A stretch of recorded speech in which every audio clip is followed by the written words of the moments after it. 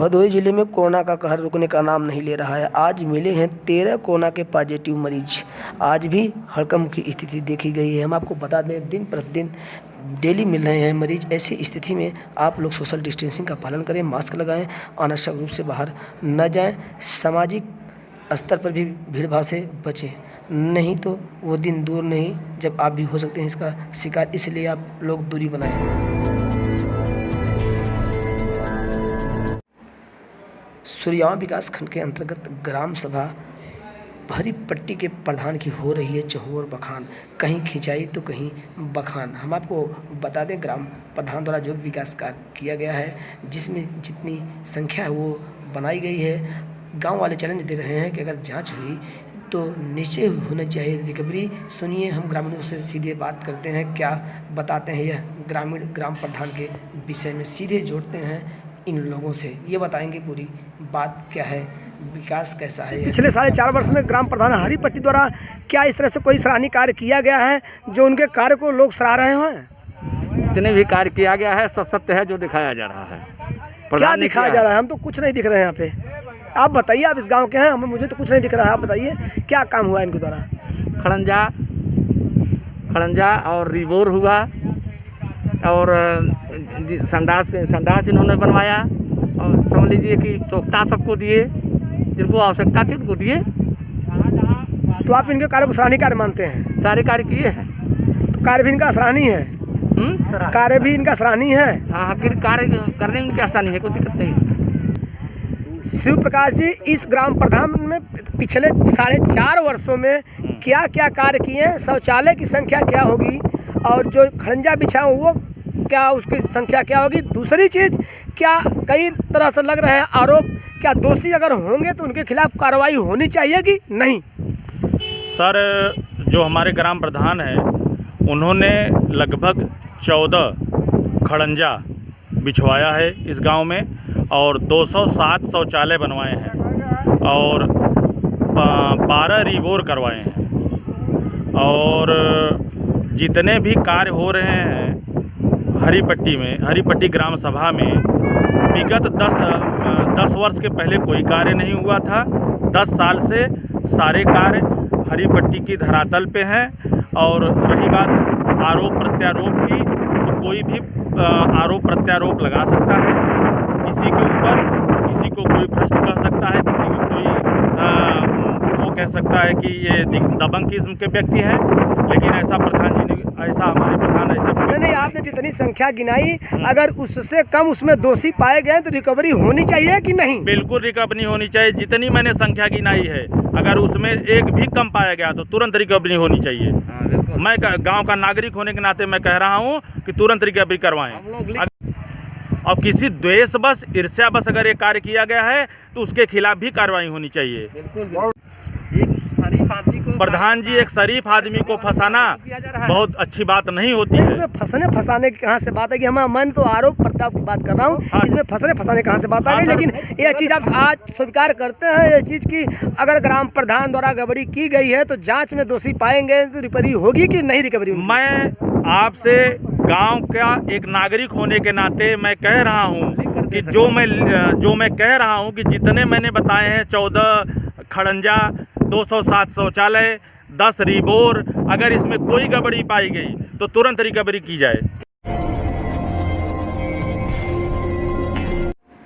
सूर्यावा नेता नगर त्रिमोहानी पर टूटा आज सोशल डिस्टेंसिंग था रक्षा बंधन का पर्व। इसी कड़ी में बड़ी संख्या में लोग पहुंचे, तो इस दौरान कोरोना हुआ बेअसर। इन रक्षा बंधन त्यौहार के उत्साह के आगे किस तरह से देखिए, सोशल डिस्टेंसिंग का भी नहीं हो रहा है पालन। जहां कोरोना अपनी तेज गति से भारत देश, उत्तर प्रदेश और जिले में पांव पसार रहा है, वहीं ये लोग सोशल डिस्टेंसिंग का नहीं पालन।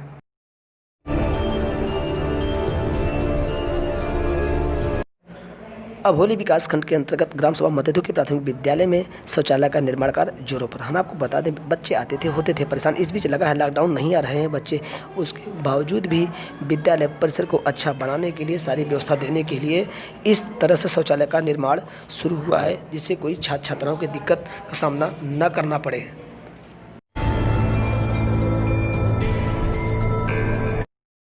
भदोही जिले के अभोली विकास खंड के अंतर्गत मतेथु में बना पुराना शिव प्राचीन मंदिर में जन कल्याण के लिए किया गया रुद्राभिषेक का आयोजन। इस दौरान पंडित जनों द्वारा दैवी मंत्रोच्चारण किया गया और मांगी गई मन्नतें कि किसी तरह से जन कल्याण हो। देखिए किस तरह से हो रहा है, रुद्राभिषेक का मंत्र पढ़ा जा रहा है, साथ ही हवन भी अब शुरू हो चुकी है।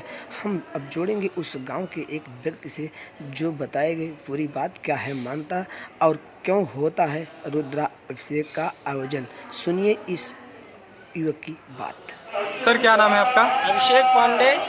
अभिषेक जी बताइए कार्यक्रम किस लिए हो रहा है? ये कार्यक्रम क्षेत्र के कल्याण के लिए और जो वर्तमान समय में वैश्विक महामारी कोरोना चल रहा है उससे मुक्ति के लिए यह पूजा रखा गया है।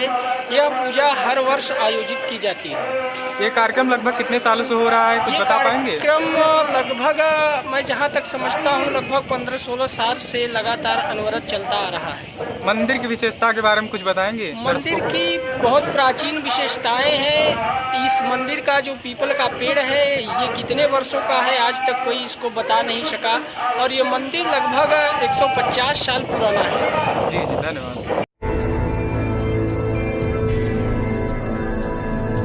सूर्यामा थाना क्षेत्र के अंतर्गत अमला ग्राम सभा के पास हुआ एक्सीडेंट, हुए कई घायल। सूचना पाकर पहुंचे पुलिसकर्मी भेजे हैं। 108 नंबर द्वारा हो रहा है उनका उपचार। हम आपको बता दें दानोपुर गोपीगंज मार्ग स्थित अचानक करीब दोपहर दोनों आपस में भिड़ गए और इस दौरान बड़ी संख्या में लोग पहुंचे। हालांकि किसी तरह से दोनों को 108 नंबर से भेजा गया जहां उनका उपचार हुआ है। हम आपको बता दें आज रक्षाबंधन का दिन था। इस दौरान रोड भी भरी भरी दिख रही थी भीड़ भाड़ होने के नाते। आज यह हुआ है एक्सीडेंट जिसमें गंभीर रूप से हुए हैं घायल। आप देखिए किस तरह से रोड पर लहू भी गिरा हुआ है।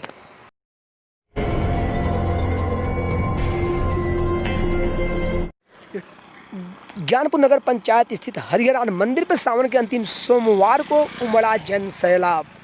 बाबा भोलेनाथ के आशीर्वाद लेने के लिए बड़ी संख्या में पहुंचे हैं दूर दराज से महिलाएं।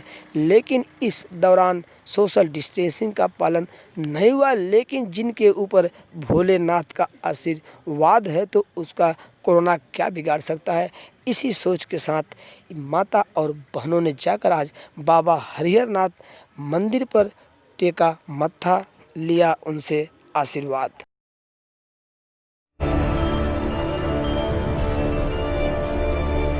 भदोही जिले में आज कोरोना को बेअसर कर दिया छोटी और बड़ी बहनों ने। उनके प्यार के आगे कोरोना भी झुका।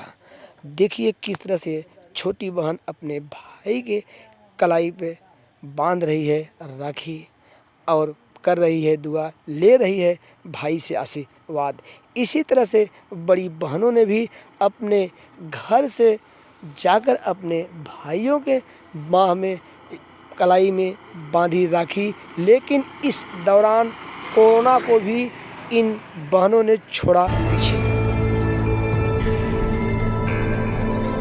जिले में आज मिठाइयाँ नहीं बची। देर शाम होते होते लोगों की उम्मीद थी कि चल रहा है कोरोना का कहर, नहीं जाएंगी बहनें अपने भाइयों को कलाई में राखी बांधने के लिए, क्योंकि कोरोना किसी का नहीं हुआ है।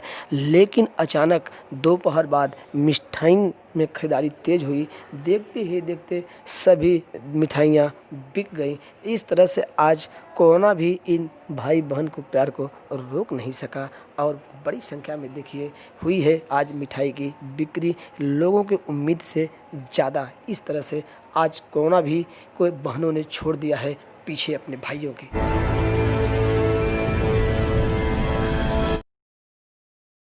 कानपुर तहसीलदार देवेंद्र यादव आए 51 पौधे अपने सहयोगी के साथ तहसील परिसर में। आज रक्षाबंधन दिन होने के कारण थे खाली समय पे इन्होंने पर्यावरण के लिए रखा ख्याल और उसी कड़ी में करीब 2 से 3 घंटे में इन्होंने लगा डाले अपने सहयोगियों के साथ 51 हरे भरे पौधे। इस संबंध में तहसीलदार देवेंद्र यादव का कहना है कि पौधे लगाने से पर्यावरण अच्छा रहता है, जिससे कि बीमारियां भी नहीं होती है, वातावरण भी सुंदर रहता है। आप लोगों को भी चाहिए, जैसे मैं पौधा लगा रहा हूं, आप लोग भी कम से कम प्रत्येक वर्ष 3 से 5 पौधे लगाएं, जिससे कि पर्यावरण एकदम सुंदर बना रहे। इसी कड़ी में आज इन्होंने लगाया पौधा।